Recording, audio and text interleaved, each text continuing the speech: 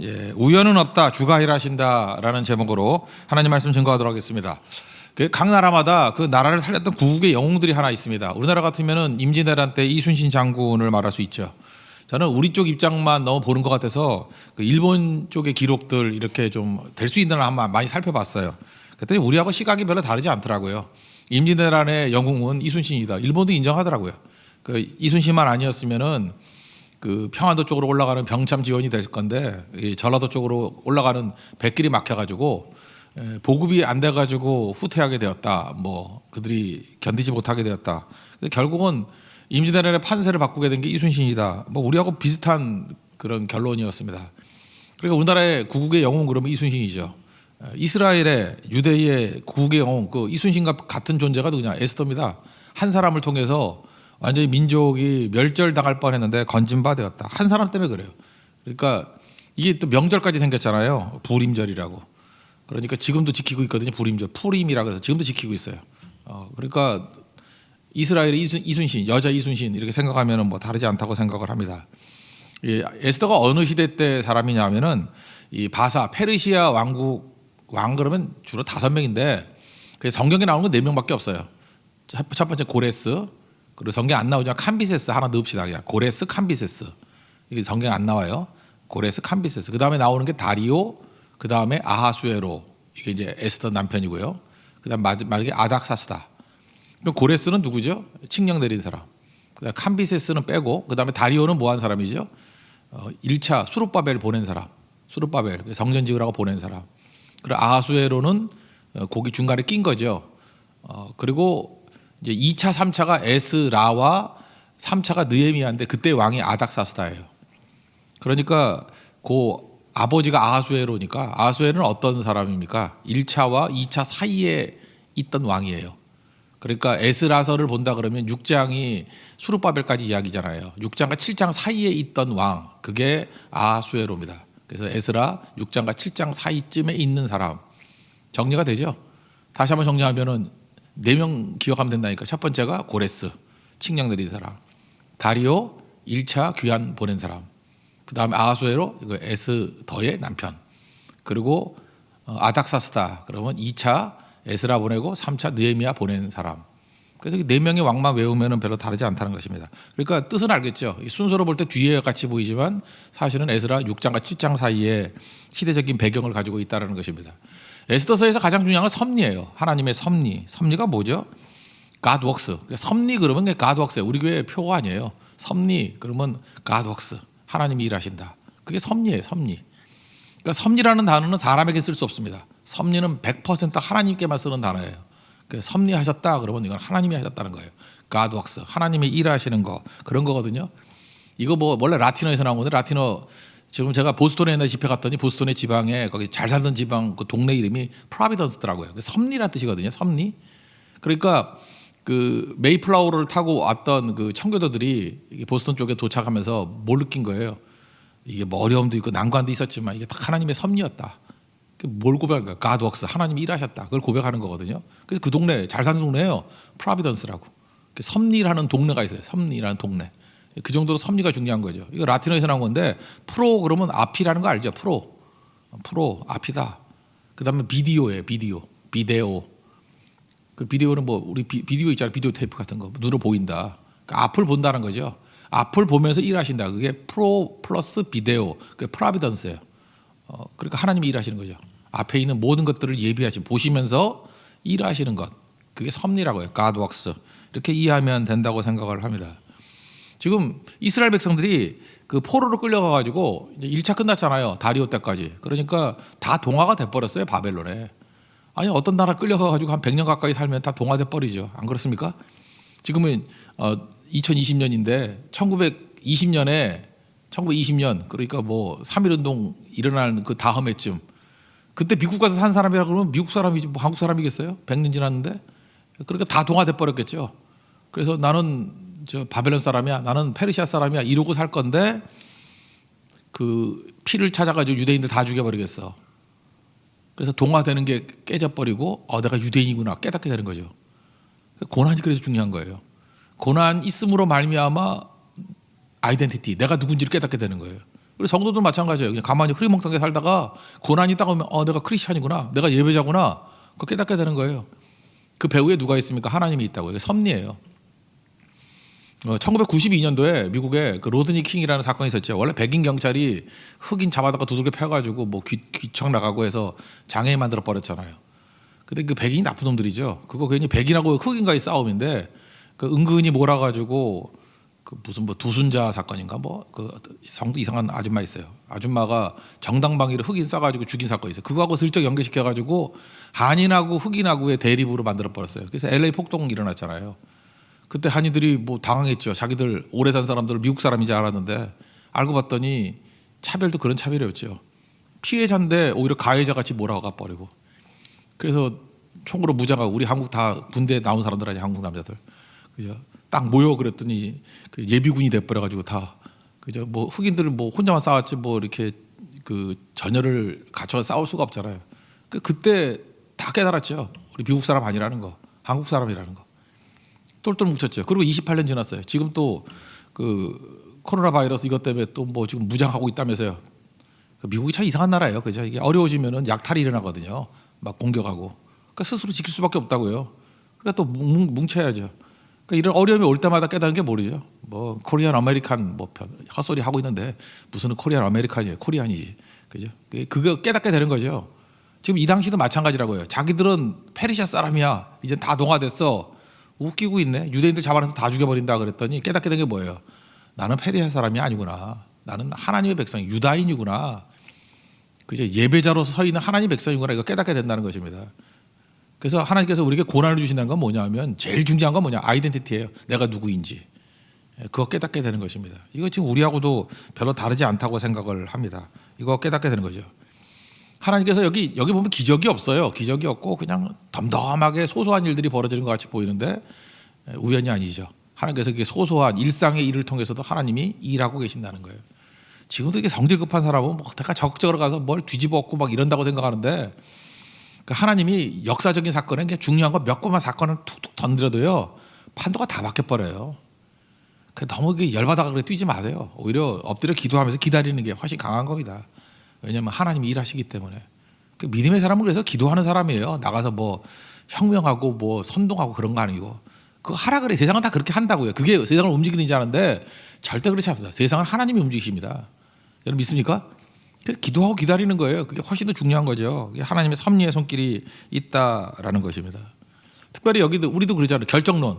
요즘에 뭐 금수저, 뭐 흑수저 이러는데 뭐 사교육 없이는 안 된다 그러는데 에스더는 어떤 사람이에요? 이거 뭐 인질의 자손 아니에요? 인질의 자손. 인질. 인질이란 말이 더 좋은 거 같아요. 인질. 포로니까 인질의 자손.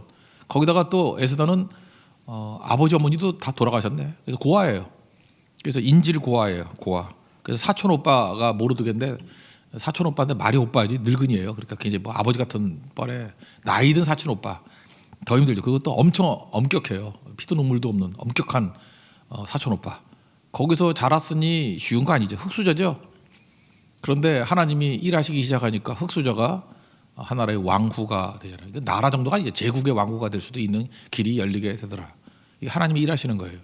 그러므로 여러분들 세상에서 이렇게 힘 있는 자들이 움직인다 그럴 때 힘 있는 자가 움직이는 게 아니야. 하나님이 움직인다. 그게 섭리고 나는 흑수저야. 나는 금수저가 아니야. 그래서 모든 게 딸려. 웃기지 마세요. 하나님의 섭리의 손길을 믿는다 그러면 가장 밑바닥에 있는 사람도 가장 높이 올릴 수 있는 것이 하나님의 섭리라는 것입니다. 하나님의 섭리를 믿는 하나님의 종되기를 축원합니다. 그래서 오늘 서론인데 이게 에스더서 전체 10장까지 돼 있는데 하나님이 숨어서 일하시는 부분을 봐야 돼요. 하나님이라는 단어는 한 번도 안 나와요. 그래서 마틴 루터가 성경 두 군데를 싫어했어. 그 종교개혁했다가 다 똑똑한 거 아니에요. 구약에서는 에스더서를 싫어했어. 이게 정경 아니다 그랬어요. 이게 성경에 들어갈 가치도 없다. 하나님이 없기 때문에. 어떻게 루터가 왜 그런 소리 전지고 했어요? 제정신이 아니야, 그죠? 그리고 신약 성경에는 야고보서 이거 믿음으로 구원받는 건데 여기는 너무 행위를 강조한다 그래서 지푸라기 서신이 그래서 지푸라기 같다고. 그러니까 훌륭한 사람도 헛소리 해요. 그러니까 그죠? 그런 헛소리는 헛소리 하시는 잠이 부족하시군 이렇게 생각하면 되고. 그러니까 그 정도로 깊이가 없는 거죠. 에스더서에 하나님이라는 단어가 없기 때문에 오히려 하나님의 손길을 더 깊이 느끼죠. 여기 에스더만큼 하나님의 섭리를 느낄 수 있는 성경이 어디 있어요? 그죠? 우리 하나님의 이름이 없기 때문에 더 강력하게 하나님께서 일하신다. 그래서 에스더서는 섭리가 뭐예요? God works. 하나님이 일하신다. 그게 섭리예요. 섭리는 하나님께만 쓰는 거예요. 그죠? 뭐 예를 들어서 뭐 어떤 형제가 섭리 가운데 이 웃기는 소리 하지 말아요. 이건 사람에게는 섭리란 말 쓰는 거 아니에요. 하나님이 쓰시는 단어예요. 하나님께만 섭리가 있다. God works. 그래서 이 전체를 아우르는 특징이라는 것입니다. 그래서 소소한 일들, 일상들, 우연 이런 거 없습니다. 하나님이 반드시 일하고 계십니다. 여러분 하나님만 의지하는 믿음의 종되기를 축원합니다. 오늘 내용을 보면 크게 보면 세 가지예요. 첫 번째는 그 아하수에로 왕의 과시욕, 이것도 교만이죠. 과시하는 거, 뻐기는 거, 막 자랑하는 거. 그 다음에 왕 와스티, 집안이 좋았는가 봐, 외척 세력이 좀 강했는가 봐요. 여기에 교만, 그리고 그 새롭게 내린 결정을 통해서 하나님께서 에스더를 준비하심. 이게 세 가지 단계로 볼 수 있다는 것입니다. 한번 하나님의 섭리의 손길을 한번 봅시다. 먼저는 큰 잔치가 벌어졌습니다. 아하수에로의 과시욕이 나타나게 되는 거예요.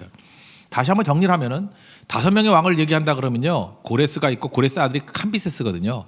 캄비세스가 뭘 했냐면 애굽을 점령했어요. 여기 구스라고 나오죠. 구스가 이디오피아니까 애굽과 이디오피아를 점령했어요. 아프리카를 점령했어요. 그러니까 캄비세스 대단하죠. 그리고 캄비세스의 아들이 누구냐 하면은 그게 다리오거든요. 세탁소 주인 같은 사람 있잖아요. 다리오. 예, 다리오. 이게 다리오인데 이 다리오가 아하수에로 아버지거든요. 인도를 점령했어요. 그래서 그 인도까지 갔다 그러는 게 인도에 특별히 간다라 제국, 간다라라고 있죠. 그러니까 하여튼 나라가 간들간들해서 그래서 간다라잖아요, 그죠? 이 다리오한테 갔어요. 그래서 간다라 그 문명, 간다라. 이 간다라 문명은 나중에 그 알렉산더가 여기 페르시아 멸망시키고 난 다음에 간다라 영향 받아가지고 그 헬레니즘 만든 거 아니에요, 그죠? 인도의 문화도 받아가지고 이게 간다라 되게 중요한 거예요. 간다라 이퀄 인도예요, 인도까지. 그게 아버지가 했던 일이라고. 그리고 아버지가 했던 일이 뭐냐면 이제 하나 남은 거 있죠. 그 근처에서 제국, 애굽도 박살났고 큰 나라 다 인도도 끝났고 남은 게 어디 있어요? 그리스 하나 남아서 그리스. 그래서 그리스하고 전쟁을 했어요. 그 아버지 다리오가 1차 페르시아 전쟁이에요. 거기서 뭐 이렇게 크게 전쟁한 거 아니야. 소수를 갖고 갔다가 졌어요. 그때 그 아테네의 그 저항 세력하고. 그래서 그때 이겼다 그래서 뛴 게 마라톤 아니에요. 그래서 혹시 여러분이 나중에 이 코로나 바이러스 끝나고 난 다음에 이란을 여행을 한다 그러면 취미가 뭐예요? 그러면 마라톤이에요. 그럼 좀 죽어요. 예. 전 세계에서 마라톤 없는 나라가 이란이에요. 이란은 마라톤이라는 말 하는 것 자체가 열받는 거야. 자기 그 다리오가 졌다라는 것을 알리는 게 마라톤이잖아요. 그래서 이란에는 마라톤 선수가 없어요. 마라톤이라는 경기 자체가 없어요. 마라톤을 입에 담으면 뭐 살아서 오긴 오겠지만 하여튼 제명에 못 살 거예요, 그죠? 마라톤 그런 거 이게 다리오 때예요. 1차 페르시아 전쟁. 별거 아니었어요. 그러니까 다리오가 있고 그 다음에 이제 아하수에로잖아요. 아버지 때니까 일을 가는 거죠. 그래서 여기서 아하수에로가 역사에서는 영어로 서커시스라 그러고 우리 한국말로는 크세르크세스라고 읽나, 그죠? 그 영화 300에 나오는 그 사람이에요. 그 머리 없고 한 사람 있잖아요. 300의 그 페르시아 왕. 그게 에스더 남편이라고. 그 머리 밀고 이상하게 나오는 여자, 쇠 줄줄 하고 이렇게 괴상한 패션으로 나오는 애. 그게 아하수에로라고요. 아하수에로 거기 영화 300 기억나십니까? 보면은 나중에 살라미 해전이라 그래서 막 배 막 왔다 갔다 하는 거 있잖아요, 그죠? 이때의 주역은 1차 때의 주역은 아테네였지만 2차 때 주역은 스파르타예요. 스파르타가 주역이 돼가지고 살라미 해전이라고. 그때 이 아하수에로가 몇 명을 끌고 갔냐면 30만 명을 끌고 갔어요. 거기서 대작살났어요. 그래서 그리스가 패권을 차지하게 되는 거. 1차 승리 다리오, 2차 승리 아하수에로, 크세르크세스, 사크시스. 이게 역사라고요. 그러니까 뭐 그런 배경이죠. 이건 지금 아직 2차 페르시아 전쟁하기 전이에요. 그래서 이게 과시욕이 있어가지고 왕이 오른 지 3년 됐거든요. 막 과시하는 거. 과시하는 게 두 가지거든요. 잔치를 크게 벌리는 거. 6개월 동안 180일 동안 잔치를 벌였어요. 큰 잔치. 또 과시하는 것 중 최고는 뭐예요? 전쟁. 그죠? 개선장으로 돌아오는 거. 그래서 이 아하수에로는 자기 아버지도 훌륭했지만 아버지의 원수도 갚는다. 다리오의 원수도 갚는다. 또 하나 내가 최고의 왕이야. 이런 거를 과시하기 위해서 이렇게 잔치 베풀고 전쟁하려고 하는 그런 준비를 했다라는 것입니다. 1절부터 4절까지 한번 읽어보죠. 먼저 시작. 이 일은 아하수에로 왕 때 있었던 일이니 아하수에로는 인도로부터 구스까지 127지방을 다스리는 왕이라. 당시 아하수에로 왕이 수상궁에서 즉위하고 왕에 있은 지 제3년에 그의 모든 지방관과 신하들을 위하여 잔치를 베푸니라. 바사와 메대의 장수와 각 지방의 귀족과 지방관들이 다 왕 앞에 있는지라. 왕이 여러 날 곧 180일 동안에 그의 영화로운 나라의 부함과 위엄의 혁혁함을 나타내니라. 막 뻐기고 거드름 피고 막 그랬다라는 거예요. 다니엘의 환상을 보면요, 거기 그 바벨론을 금으로 묘사하고 바사를 페르시아를 은으로 묘사하잖아요. 그러니까 질적으로 바벨론보다 좀 떨어져요. 성경을 보면은 떨어지는 데인데 그래도 이거 대단한 왕국 아니에요. 제국 아니에요. 근데 뜨인돌이라고 그러죠. 손대지 아니한 돌 이렇게 뜨인돌 하나 날아가서 박살내 버리죠. 아무리 제국이라 할지라도 하나님이 건들면 그냥 박살난다는 것입니다. 여러분 그 권력이라는 거 요즘에 뭐 권력 뭐 대단해 보이죠. 권불 10년 뭐 10년 가는 새도 없다 그런 뜻이죠. 권불 10년. 화무 11홍. 그다음에 열흘 동안 붉은 꽃 없다. 벚꽃 같은 거 피는 거 봐요. 그 열흘 안 가요. 비 오면 일주일이면 끝나요. 뭐 확 피는 것 같이 보이지만 화무 11홍 10일 동안도 피지 못하는 거. 인생이 그렇다는 거예요. 하나님이 안치기도 하시고 또 끌어내리기도 하시고. 그러니까 자기도 죄 빠지면 안 되는 거죠. 아하수에라도 이거 뭐 별것도 아니잖아요. 나중에 우리 다 알잖아요. 그 제2차 페르시아 전쟁에서 박살나가지고 뭐 흐지부지 돼버리는 거. 그런데 이게 난리 부르잖아요. 잔치하고 그 다음에 전쟁하고 이렇게 과시하는 거. 근데 그 배후에 누가 있어요? 하나님이 계신다는 거예요. 결국 교만하면 다 망하지만 하나님께서 건져주신다. 얼마나 이 나라가 대단했느냐 하면은 그 무한 리필이었어요. 6개월 동안 먹는데. 여러분 무한 리필 가면은 우린 다 싸구려죠. 그죠? 뭐 엉터리 뭐 고기 그러면 진짜 엉터리죠. 그거 계속 먹으면 배 아파요. 그 다음에 연어 계속 먹으면 기생충 생겨요. 그 싸구려는 연어도 좋은 거 먹어야지, 그죠? 그래서 무한 리필 가면은 여러분이 무한히 아플 거예요. 그런 거라고. 근데 여기는요 무한 리필인데 최고급으로 무한 리필이에요. 이런 데 갈만하죠. 그죠? 페르시아 뷔페예요. 무한 리필인데 이건 뭐 정말 좋은 데예요.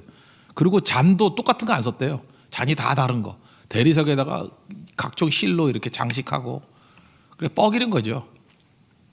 그것도 한번 읽어봅시다. 뭐 5절부터 8절까지 시작.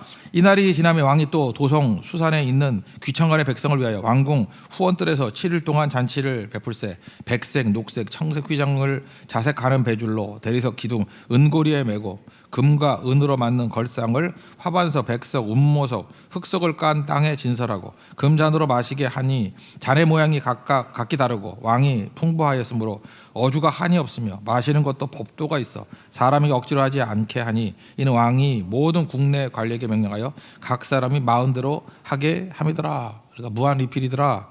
그리고 6개월 동안 잔치 벌이고 그 다음에 도성에서 이제 성기를 하기 힘들었잖아요. 7일 동안 또 연속해서 또 잔치를 또 베풀었어요. 이제 성기던 사람들 너희들도 즐겨라. 그러니까 이건 거드름이죠. 뻐기는 거, 과시욕. 이 속에 이거 하나님께서 이것도 이용하시는 거예요, 그죠? 이렇게 과시욕. 두 번째 내용은 왕후의 교만이에요. 그러니까 남편은 과시욕, 왕후는 교만. 그 뭐 진짜 부창부수죠. 잘 만났어요, 둘이. 그죠? 비슷비슷해요. 이게 돌발 사건이 벌어졌다고요. 6개월 동안 잘 잔치하고 얼마나 좋았어요, 그죠? 과시하고. 그다음에 7일째 또 마지막 날.